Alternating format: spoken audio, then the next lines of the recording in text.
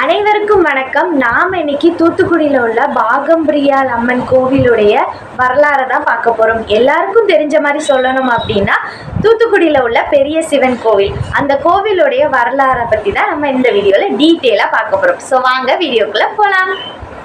பாண்டிய மன்னர் ஆட்சியில் பிற்கால பாண்டிய மன்னர்களுள் குறுநில மன்னரான சந்திரசேகர பாண்டியரின் புதல்வரான சங்கர ராம பாண்டியர் கயத்தாரை தலைநகராக கொண்டு ஆட்சி செய்து வந்தார். மன்னர் குலம் தலைக்க மனை விளங்க ஒரு மழலை செல்வம் இல்லாது வருந்தினார். அவரின் வருத்தத்தை கண்ட ஊர் பெரியோர்கள் அவரை காசி போன்ற புண்ணிய திருத்தலங்களுக்கு சென்று புனித நீராடி வருமாறு கூறினர். மன்னர் தன் பரிவாரணங்களுடன் புனித நீராட செல்லும் பொழுது இறைவனின் குரல் அசிரீரியாக ஒலிக்கத் தொடங்கியது. வேண்டே, நீ காசிக்கு இணையான திருமந்திர நகரில் உள்ள வாஞ்சா புஷ்கரணி தீர்த்தத்தில் நீராடி அங்குள்ள சிவலிங்கத்தை வழிபடுமாறு அசிரீரி கூறியது. அதை அடுத்து மன்னர் தீர்த்தத்தில் நீராடியவுடன் அசிரீரியின் குரல் மீண்டும் ஒலித்தது. அரசே, காஷ்யப முனிவரால் ஸ்தாபிக்கப்பட்ட இந்த சிவலிங்கத்திற்கு கோபுரத்துடன் கூடிய ஒரு கோவிலை கட்டுமாறு அசிரீரி ஒலித்தது. அந்த அசிரீரியாக ஒலித்த இறைவனின் கட்டளை ஏற்று மன்னர் அந்த சிவலிங்கத்திற்கு கோபுரத்துடன் கூடிய ஒரு கோவிலையும் கட்டினார். இக்கோவிலுக்கு ஒரு சிறப்பு உண்டு.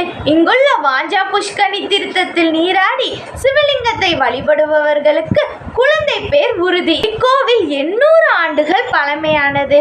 இக்கோவில் சங்கர பாண்டியரால் கட்டப்பட்டதால் இக்கோவிலில் உள்ள சிவலிங்கத்திற்கு சங்கர ராமேஸ்வரர் என்ற பெயரும் உண்டு. சங்கர பாண்டிய அரசருக்கு குழந்தை பேரு கிடைத்தது. இங்கு அம்பாள் ஸ்ரீ பாகம்பிரியாளுக்கு சுவாமி சிவபெருமான் திருமந்திரத்தை உபதேசம் செய்யும் பொழுது பனைமரம் எரிச்சல் மற்றும் கடல் அலை சத்தம் இடையூறு செய்ததால் பார்வதி தேவி அதனை நிறுத்துமாறு ஆணையிட்டார். இங்குதான் சிவபெருமான் பார்வதி தேவிக்கு திருமந்திரத்தை உபதேசம் செய்ததால் தான் இவ்வூருக்கு திருமந்திர நகரம் என்ற பெயரும் உண்டு. இது நாளடைவில் தூத்துக்குடி என்று பெயர் மாற்றமும் செய்யப்பட்டது.